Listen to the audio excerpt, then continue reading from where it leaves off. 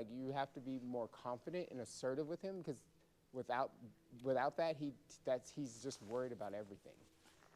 So In your presence. when I watched the last video, I could see how I was always trying to approach him like, calm down, you're Softness, fine. yeah. But I was doing the soft, fuzzy, warm approach. Right. And you think it has to just be more. Yeah. With him, he does. What's that? With him, it does. Yeah. For sure. Because if you're not, he doesn't see you. He doesn't trust you. That's what I'm saying. He doesn't trust you. Yeah. Because you're not handling it in his eyes. You know what I mean? You're not saying it is okay.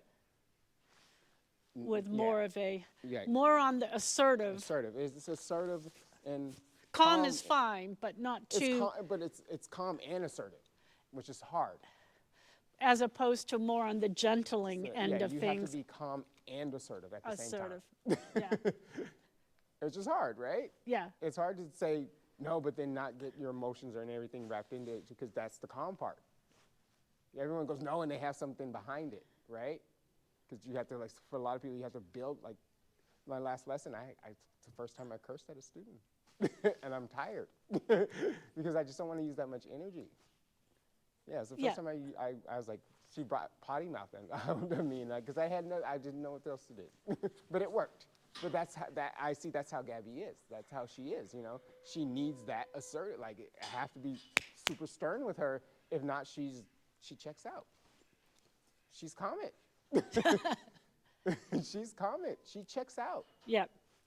Because I'm like, Gabby, are you even here? You know, it's kind of like, Comet, are you even here? Because he's like paying attention to everything. Yeah, 90% of the time, it's everything but here. You have to use potty mouth with him a little bit. You have to use your potty mouth. But you see how calm he is now, right? He's super relaxed today. Yep. And you didn't put him out earlier in the arena? Today, no. Not today. We worked. I got him out last night just a little bit because Thursday I didn't get to work with him because of all the stuff I wanted to do with him. So I got him out a little bit, but I got him out last night, and we just worked on a little bit of what I told you we were working on, and that was something that, like, trick I told you. Yeah. Because it demands I need his attention. If not, I will nag the crap out of him. And he's like, oh, I'm so sorry. Let me come to you. Huh. Yeah, he's listening to you 100%. Yeah, because he and I had that understanding now, that when I'm present, right here, and everything else is fine. Like even that's fine. We just don't want him to go in flight mode. He can look, I don't care, because if something's scary, I'm going to look at it, Yeah. but I'm not going to necessarily, we don't want him to run away, because we're saying that if my feet are not moving and running away, your feet are not moving and running away. If I'm standing here calm and confidently, that's what I was saying, like, don't move so much, don't do that, because he's paying attention to the footsteps and how much you're unstable in his eyes. Because you're not grounded. Grounded. You're not that oak tree. That's what I'm saying, like, all the little steps, and it's kind of been the theme of the month, because even with Ellen and everyone, I'm like, stop fidgeting, just stand still, be confident, and, like, assertive and calm and relaxed. Because a true alpha isn't worried about things. They just know how to handle it and go back to being calm and relaxed, right? The lead mare, she doesn't go, is he gonna leave? I don't know. No, she's eating it, and then if she sees someone leaving, she just goes and handles it and comes right back to being calm.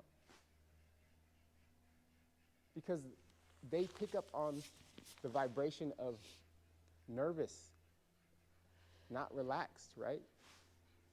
So we have to be relaxed, calm, and assertive, right? The stallion doesn't like go, it's like when a new stallion comes, a younger stallion, and the old one's like, hey, get away from here, get away from here. The new stallion says, oh, old man, you are so weak because you're giving it all up away up front. It's like the old man, get off my lawn. A person that's really confident and secure, they're not looking out the window. They just know when something comes, how to handle it, right? Because the people that are looking and nervous, they're afraid or they're worried. Oh, he's going to pick up on that worriedness. That's not confident. Yeah, like even now, I would leave him alone. He's fine because he's not moving his feet. He can do whatever he wants to. But when he starts moving his feet is when I come into play. Because no one said you can go anywhere. You can look, you can eat, you can graze, you can smell, you can turn around and look, you can do whatever you want. But I control your feet. Then that allows him to think. Right? Then he is a participant in this as well, instead of someone that is like dictating everything that he has to do. Nobody wants a dictator. Does that make sense? Yep. So even if he were to turn around and run off, that's a good thing because it gets to you to practice your assertiveness. To get him back. To get him back, to let him know that's not allowed. Let's try it again. Oh, once he starts, that's why now he's not really moving his feet. Because he had a very clear understanding of we don't do that anymore. He just doesn't know who to turn to. Because he has all this like nervousness and worry, and he hasn't had someone to say, hey, I'm here and I'm going to handle it. I'm going to take care of you. I'm going to let you know that you're okay. When I say run, then run. When I start running, then you can run. That's why, like, when I say turn around, just run, let him follow you, it's because he has to understand that you are the thing that controls his feet. You know, then you start to control the mind, and then that's, because now he's calm, right? He's allowed to, like, express himself and do all that stuff. We don't want to dictate that. Like, he can be who he is, but he needs not to go into flight mode. He can spook all he wants to, but he can't go into flight mode. He can't be running away from it, you know?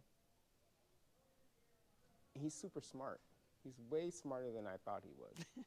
Because he learned, like, when I talked within, like, 2 minutes. He, like, caught on that quick. And I was like, whoa. Because with him, I thought he was just going to be like, like not wanting to do it. But he's like, he's still like a little unsure about it at times. He's like, are you sure this is what I want? But you can see him, the willingness to try and want to please. And I'm like, yes, that's what I'm asking for. Yes, I'm asking for. Okay, I'll do it. And he does it, and I'm like, Another thing that I realized too with him is that we're dealing with a horse that, like, he has, like, I guess you can say, like, a cold back. Like, he's got some soreness or something in his back. And so, like, the whole blanket thing and then the saddle thing, like, that's an issue for him. It's a big issue. And so when you come, like, even mounting, that's why he's like, ooh. Doesn't act that way so much anymore. But I felt his back. I just put my hand and put the saddle on because I wanted to really, like, feel what's going on up there. And when he steps, like, at the mountain, like, or whenever something's about to happen, his back is so hard and tight. And he's unsure about it. And so what I would do is I would ask him to bring his head down, and I kept my hand on his back, and then I would feel it relax. And then he would keep his head down. And he's like, oh, that feels so much better. And I need to let him know, like, we need to let him know that it's okay. Like, you can feel relaxed here. Like, and have a lot of times where nothing's happening to his back, but letting him, like, be in that place where he's afraid or worried or concerned about what's going to happen next to his back, but not allow that to happen. So he can say, okay, this can be something I can learn to relax through, right?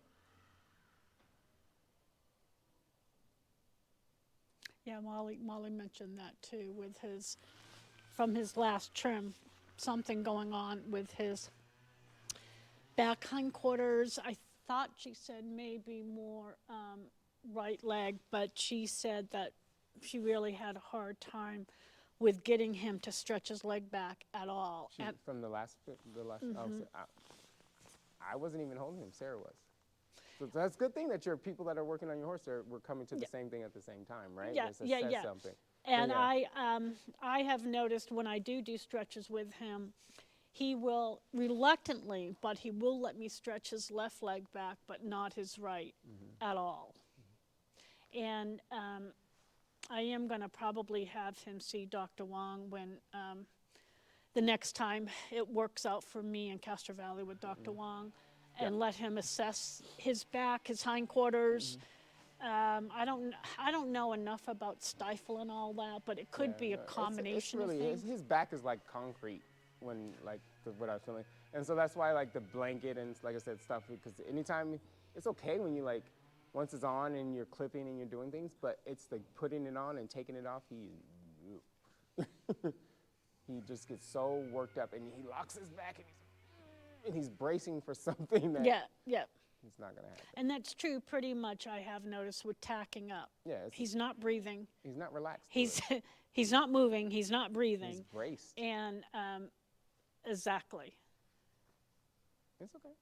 I can try. I've been trying to do more of the stretches with him, but I It's think not, I don't think it's necessarily a stress. It's just more or less his mind and him His mind. understanding that whatever he's worried about isn't going to happen. We have to figure that out. That's the hard part, right? okay.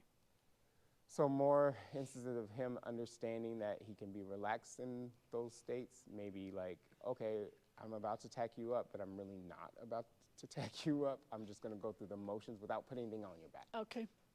You feeling his back and seeing where he starts to Okay. really tighten up and then relax. Okay. Things like that.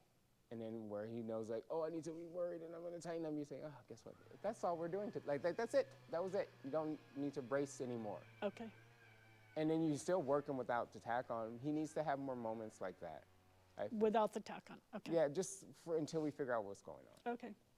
You know what I mean? Because sometimes it could just be a mental thing for him, or he's something that he's struggled with in his past, and he's still worried about it. He's still expecting it to happen.